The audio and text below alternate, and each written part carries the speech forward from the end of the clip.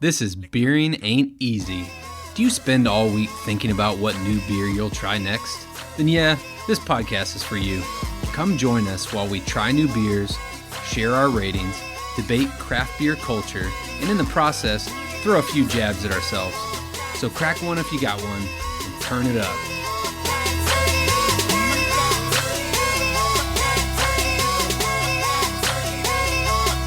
Welcome to Beering Ain't Easy with Adam and Drew, episode 25. Holy crap, man. We're a quarter of the way to 100. This is a special event tonight. Let's pour one out for our brothers. We've got a super awesome episode today, so we don't even have any small talk. We haven't even got time for that small talk. We don't have time for that BS today. Yeah. So today, we're going to talk about beer etiquette. Beer etiquette. Yeah, so what we're talking about is parties, like what your strategy is as a craft beer lover, going over to someone else's house. What do you bring in? What do you leave them behind? What's acceptable and what's not acceptable? We need to have rules of engagement. There needs to be a book that tells us how to handle this without pissing off the host. And not only that, but we're going to throw in a twist, because that's what we do on this podcast. We're not going to just talk about your Boy Scout, Girl Scout, proper description of etiquette. We're also going to give you the loopholes, the ways that you can win the beer etiquette game. Before we get in too deep, I think it's time to crack a beer. So I'll crack it. You tell them what we got today. All right. I'm excited because we are swinging back to one of my all-time favorite breweries, Parish Brewing Company out of Broussard, Louisiana. But this is actually a collaboration with Untitled art out of Waunekee, Wisconsin. And it's called the Gulf Coast Double IPA. So I'm excited because I keep seeing Untitled art and I keep seeing the beers that they're putting out and the collaborations they're putting out. And I'll be honest, this is actually my first Untitled art beer. Same for me. All the audience right now is wondering, what the heck is a Gulf Coast IPA? You know, Adam and I had this debate literally 5 minutes ago about, have we gotten to the point on the Gulf Coast where we have separated ourselves from the New England IPA? I think that's fair. And quite frankly, I don't want to be associated with a New England IPA. You hate Boston, huh? Take you out to the parking lot. Drink us some beers. So I have two thoughts. It would be really cool if they differentiated the different hazies, and like maybe Gulf Coast is like a super juicy, thick hazy, and we transition to a New England IPA as a lighter hazy. I've also seen that described as an old school versus a new school New England IPA. So if I was in charge, that's what would happen. So that's my one thought. My other thought is it's kind of a lot to have another type of IPA. Completely contradictory thoughts. I think you would just break Untappd. It just would cease to exist. No more styles. No more styles. Okay, let's get after it then.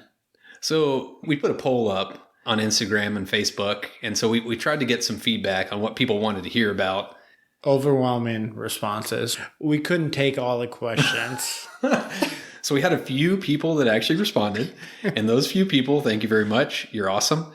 The question that they had that they really wanted to know is, when can you come home with beer when you go to a party? So you come over there with your beer. Let's say you put it in the fridge. Can you take it back home? Nope. No. If someone puts beer in my fridge, they have two choices. They can drink the rest of their beer, or they can leave it for me. No ifs, ands, or buts. I kind of like scoured Reddit on that topic, and that was the general consensus, is that once it's in the fridge, it's no longer your property. So I have an exception. And I'd like your opinion on the exception. Okay, let's hear it. Say someone brings like a 12-pack and they put it in the fridge, but it's in the case in the fridge. Does that change anything? I don't think so. I think once it's in the boundaries of that refrigerator, it's yours. Or I think a refrigerator, an extension of that, is another man's cooler. If they've got the big rectangular cooler, one time we had a birthday party for the kids, neighbor came over, with a 12-pack of Coors Light. He drank one of them and left all those sorry sons of bitch Coors Lights over. But it's ultimately a man law or a drinking law. We won't call it a man law. It's a drinking law and a man law. We talked about when you can't bring your beer home. I think there is one big exception, and I'm going to throw it at you and see what you think about it. Okay, bring it. It's called the cooler loophole.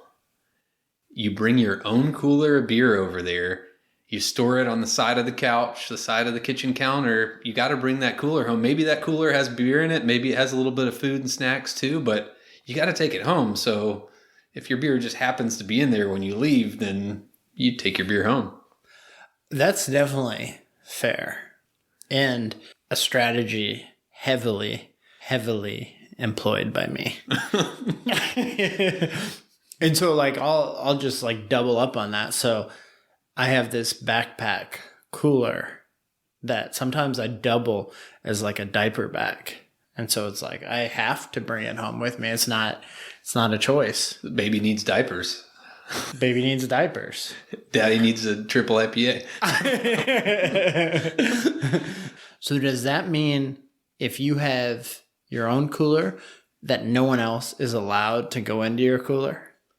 I've always felt like a man's cooler is sacred. Yeah, it's 100%. If someone went into my cooler without my permission, I would slap their fucking hand. But I think like as a benevolent craft beer drinker, like there's times where you know somebody enjoys craft beers and you want to share your beer and you're like, hey, go get this beer out of the cooler. I really want you to have it. But then there's those other people at parties that they think a Miller Lite is the same as a Pilsner from a craft beer company. And do you really want to waste your $25 4-pack on that son of a bitch? Hell no. Absolutely not. Yeah, I completely agree. Like once you put it in the fridge, it's free game. Your cooler is your cooler, and they better have your permission to put their dirty hands in your cooler. I think that like there's always some people that bring their own beer, and there's some people that come ready to drink everyone else's beer, and they go scavenging whatever cooler, whatever fridge. It's the beer mooch. There's one at every big party. Oh, hell yeah. Maybe they brought some measly 4-pack, but they're going to drink 12. Yeah. And you can spot them. You're like, what's he doing? And then not only are they're going through the coolers, they're looking for the best beer out of everyone's. They're not grabbing the Keystone Light that someone brought over. Absolutely. They're looking for that. Oh, hey, you like craft beer, right? Can I just take a peruse in your cooler real quick? Yeah, I ran out. Do you mind if I go in your cooler? Sometimes you just have like bite your lip and you're like, yeah, I'm not looking to pick a fight today. Have you ever said no? No, I don't think so. I don't have the guts. I would get so much satisfaction out of that. Would the awkwardness outweigh the satisfaction that you get by saying no in that situation? Yeah, I think the awkwardness, like I couldn't do it. That's more of a New England IPA move. That's like a Boston move. They would not hesitate. Get out of my cooler, you jabroni. That would be the norm. So let's turn the flip side of that. What do you do when, you're thinking you're going to take it light, maybe you bring 4 beers, beer number 4 goes down. What do you do? Oh, so you've run out of beers. You run out of beers. Man, that's tough because I've kind of got like this karma policy where if it's a good friend that like you and I, there's times where we'll drink each other's beers, but we know it evens out over time because we share. Yeah. But if it's someone that's like an acquaintance in the neighborhood, like I've literally stopped drinking when I've quit my own, unless they've got some like low complexity option, because I don't want to be perceived as that beer mooch, like snooping out the good stuff. Or I'll get into the tequila. So I have a little strategy for that. Okay. When you're in the situation, you know where things are headed. You know you're going to go through your beer. What you got to do is you got to give away like your second to last beer. So then you make people think it's like a community beer exchange. You turn it into a beer swap. A beer swap. Nice. Yeah, so then people won't even notice. Like, I'll just make a big scene like, hey, everyone, I'm giving away this beer. So when I come crawling back, you'll know why. That's awesome. if you're going to a party where you're not going to bring a cooler and you're going to use their fridge, have you ever chosen that route so that you can offload beers out of your fridge that you no longer want? So the better question is, have I ever not? So for the audience that doesn't know me well, every time I open my beer fridge at home, it's open for like 5 minutes where I'm like deciphering which beer I'm going to drink next. And so that 5 minutes turns into like a half hour when I'm prepping to go to someone else's house. And so not only am I strategically selecting every beer that I'm bringing, but I already have it planned in my head, the order of which I'm going to drink those beers. Wow. Do you drink your best beers first? 100%. You have to. I don't want to be drinking crappy beer all night, but at the same time, I don't want to bring nothing but top-notch beer and be stuck leaving them with nothing but the best. That's awesome. It seems so devious when we discuss these strategies. But it's real life. These are real life decisions. When you invest as much money into beer as we have, then you got to make these calls sometimes. I feel like Larry David. Yeah, I'm pulling out of my retirement to buy beer. I feel like before we started splitting 4-packs and 6-packs, when we would legitimately go to the store and come home with a 6-pack apiece, that's when like dropping beers at other people's places was even more prevalent, because you're like, why do I want 6 of these beers? I just I brought in a new shipment. I can't keep drinking the same beer. My Untappd stats are going to go down. That's a really good point. And like, I rarely have more than 2 of the same beer in my fridge. It makes it a lot harder to go to these beer drinking events. Do you ever find, like, because you have the variety in your fridge, when someone comes to visit you and you're like, yeah, just get a beer out of the fridge, they're like, I can't, like, your fridge is too intimidating because I don't know which ones I'm not allowed to drink. Like, my family knows that, like, they're like, wait, which one of these is one you haven't checked in yet? And I'm like, guys, don't worry about it. Just drink one. And they're like walking on eggshells, like, this one okay? Or that one? They're trying to wade their way through beer etiquette. So I think if you say, take a beer out of the fridge, that means take any beer. You can't be over there when they grab it and you're like, oh, not that one. I meant anyone except for the one in your hand. Here, let me give you this crappy one instead. So my strategy, okay, I got to spin that strategy, is that there's been times where you invite people over, take a beer out of the fridge, but then I jam some of the ones that I really don't want them to take. I put them in the very back. Oh, but yeah. If they take it, it's still okay, but I'm increasing my chances that they won't take that one. See, that's one strategy. So we have the main fridge from our last house is in our laundry room. That's like our beverage backup beer fridge. And so in there, it's like a full-size fridge and everything. And so I have a drawer. It's like real out of the way. Like you really have to go digging for that. So like in there is like where all my top shit is that like I don't want other people to drink. And so I know where to go check. And so like up on the shelves, like where the normal beer is, like all that's free game. But if someone offers you a beer, you're not like going to go digging through their drawer for a beer. And so it's like now I'm realizing like I'm going to have this fridge forever. It's perfect for controlling who takes what. Yeah. When you hear us describe this, to me, it almost reminds me of like a Seinfeld episode where we're just like such terrible people. I know. It's like, yeah, you can come to my house and have a beer, but you're going to have to select from this 10% of my fridge that I store all my crappy beer in. When you get together craft beer drinkers that really enjoy it and they bring an equal beer to your own, like then it's all bets are off. You're like, oh, no, come over here. Let's get the good shit out. And then we'll pull out the drawer. Yeah, and then you start sharing. There's nothing more fun than like... Just to make sure the audience knows what just happened. Drew was feeling bad about himself being what I'll call a beer jerk and wanted to make himself look like a nice guy. I needed a self-esteem boost.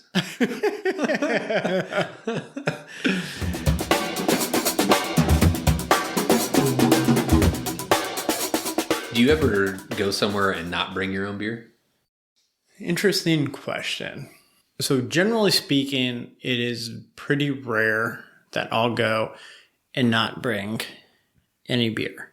However, there's really two situations that comes up in. The first and most obvious is beer debt. When someone... Beer debt. And that is an official thing for those of you who aren't familiar with the term. It's where you've given people beer and they know that they owe you and you know that they owe you.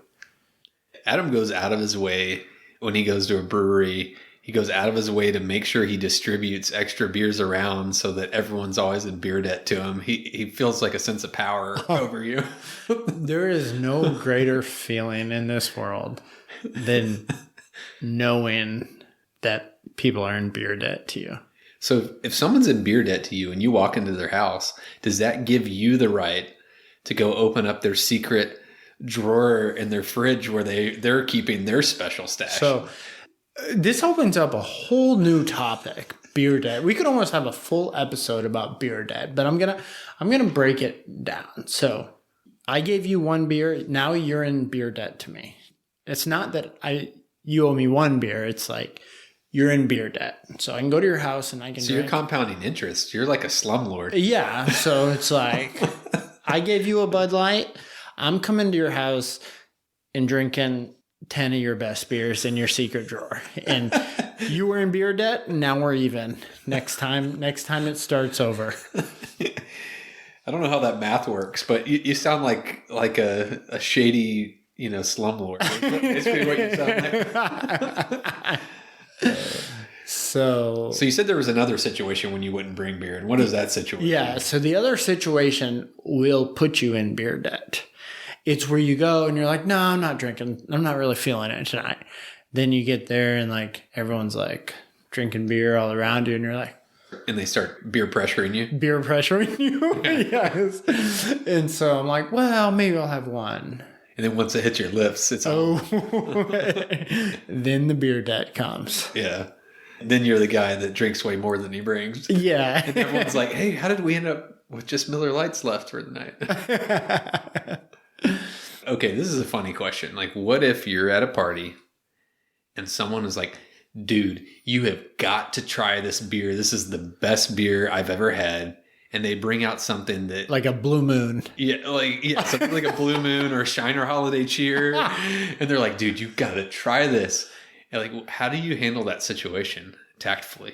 I don't handle it tactfully. Like, I'm just like... That's the thing about me. It's like, what you hear on this podcast is what you get.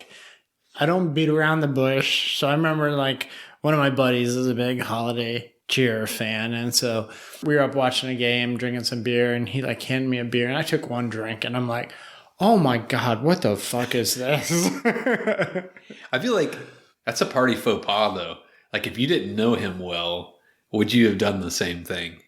It depends on the group. If it's your close friends, yeah, you can tell them, what are you serving me this piss water? But if it's kind of close friends, but not really, like I feel like you got to be like, oh, thank you so much. This is great. And then you go to the bathroom and then while you're peeing, you kind of do the trick where you pour like half the bottle down the sink so that pee in your beer. I don't know about that. I was thinking about disposing of half of the beer. I didn't see that. That was a twist and turn I just didn't see coming. All right.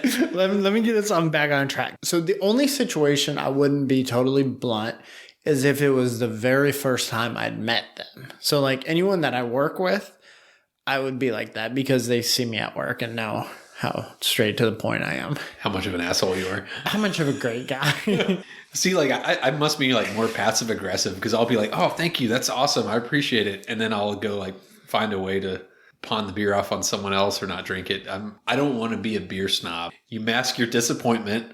You get in a zen state and you're like, thank you. I've never tried Blue Moon before. Let me try it. And I will tell you how great it is. And then I'm going to find my own beer again. So let's turn it around. Like we just talked about beer debt. So if you go to someone's house and they give you a really shitty beer and they come to your house, do you reciprocate? I don't think I'll intentionally give them a shitty beer, but I don't think I'm going to grab my super awesome stout and say, hey, let's split. Because that's what you do with people that like beer. You grab your best stuff and you split it. That's the fun part. Yeah. But if it's someone that isn't going to appreciate it, I don't like this. It's too boozy. Yeah. I agree. That would be getting a little intense if you held a grudge. A beer grudge. Beer grudge. Like 3 years ago, this motherfucker gave me a Blue Moon at his party, so I'm going to give him the shittiest beer in my fridge. Remember that time you gave me that old beer? Payback's a son of a bitch. That's why you pee in the beer. Oh my God. That just reminds me of Dumb and Dumber. When they get pulled over by the cop and they have all the beer bottles in the back. They're full of pee. I just like that scene was like so disgusting where the guy's drinking it and he's almost like chewing. That scene just grosses me out. I thought it was great. So like, okay, let's say you're throwing the party. Like, how do you host? Do you tell people to bring your own beer? Do you tell them this is what I'm providing for everybody? The back fridge is off limits. Like, what is your strategy when you have a lot of people at your house? Well, I certainly don't open up my normal beer fridge. It's not economically viable to open up my beer fridge. So usually what I'll do is I'll get like a mix. I'll get like some of the light beers, but then I'll get like some of the lower end craft beers, like the Karbachs or like Fat Tires, like those types of beers. Mm-hmm. So when you are doing that, what are you drinking yourself? Are you drinking what you're providing your host, or are you getting stuff out of the back room, pouring it in a glass so no one knows what it is, and then you're drinking that? I will plead the fifth right now. My beer fridge is right in the kitchen, and so I feel like once the beer fridge is opened by you, then it becomes fair game by your party. So like, I like to bring out the big coolers, the big rectangular coolers. You load up the beers that are for everybody. You put it outside, and then they can put their own beers in there too. And that's the supply. And you keep that stocked, and you don't give them crap, but you don't give them. Yeah. So the question everyone is wondering right now, in that situation, do you have a secret cooler with the good stuff that you're drinking? I won't say that I've never done it before. If only the audience could see the shit-eating grin that I'm looking at right now. So let's move on to the topic of glassware. Oh, that's a little twist here. Do you bring glassware when you go to someone else's house? Yeah. I feel like if it was a party, I'd say no. You just drink what you got. But if it's just like you're going to your buddy's house and there's just a handful of people, absolutely. Like, we picked all of our Christmas presents as beer glassware for a reason, so that we can go bring it and show it off at other people's houses. Yeah, it's our close craft beer drinking friends. Like, my goal is to one up them with my beer glassware. So we recorded the podcast in the office of my house, aka the lab, and I don't think Adam has ever come over here without bringing his own glassware. No, I can't trust what Drew will provide me. He doesn't think that I clean my glassware enough. Well, I'm afraid that he's going to go into his freezer and bust out a Frosty mug. Oh, the Frosty mugs. That's a reason why you need to bring your own glassware, just in case that Frosty mug comes out. Oh, I haven't used these pint glasses in like 8 months, but you can take one and you look at it and there's like freaking a layer of dust inside. Yeah. It's like, I think I'll drink out of the can. I'll drink out of the can. So at this point, I think everyone is getting sick of listening to our bullshit. Let's bring on those ratings.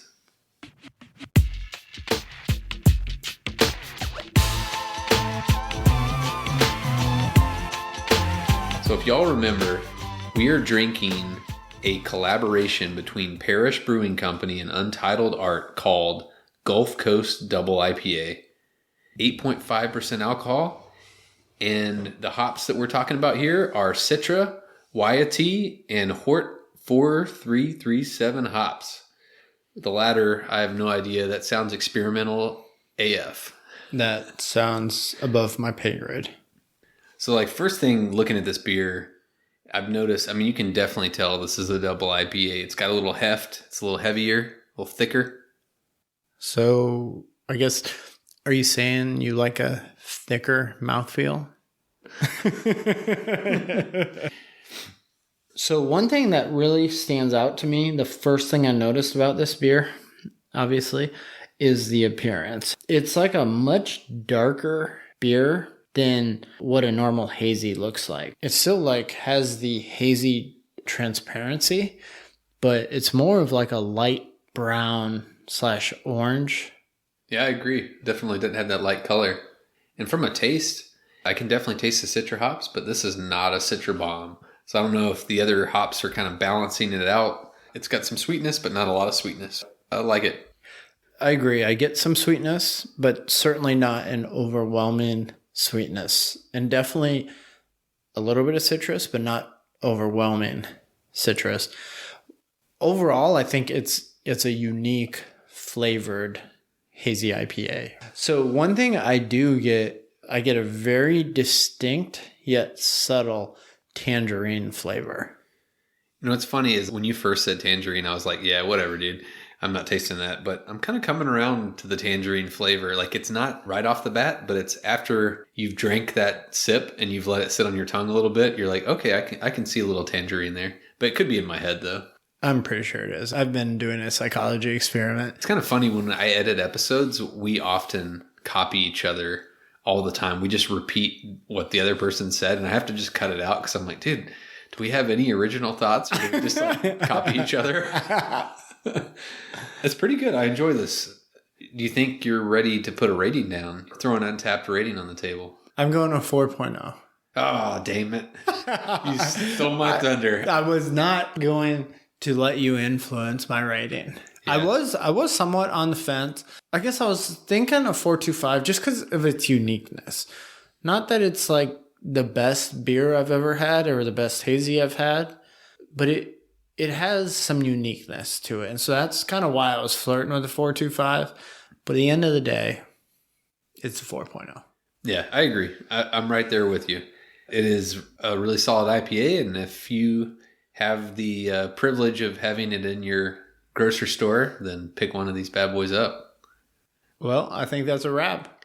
And so before I let Adam close, I'm going to give you a little preview for our next episode. So if you remember, a few episodes ago, we talked about brewing beer for the first time.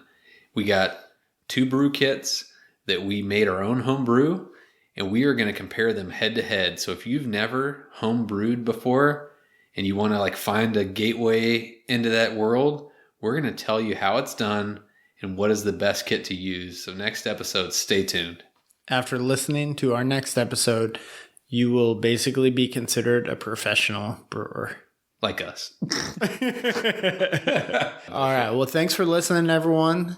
Now you no longer have to worry about deciding what is acceptable and what is not acceptable beer behavior when you go to parties. And you don't have to worry about being the asshole at the party because you know that we're bigger assholes than you. All right. See y'all next time. This has been a Beering Ain't Easy production in Houston, Texas.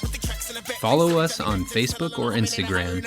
And if you want to see what we're drinking, our Untappd handles are Beering Ain't Easy Adam and Beering Ain't Easy Drew.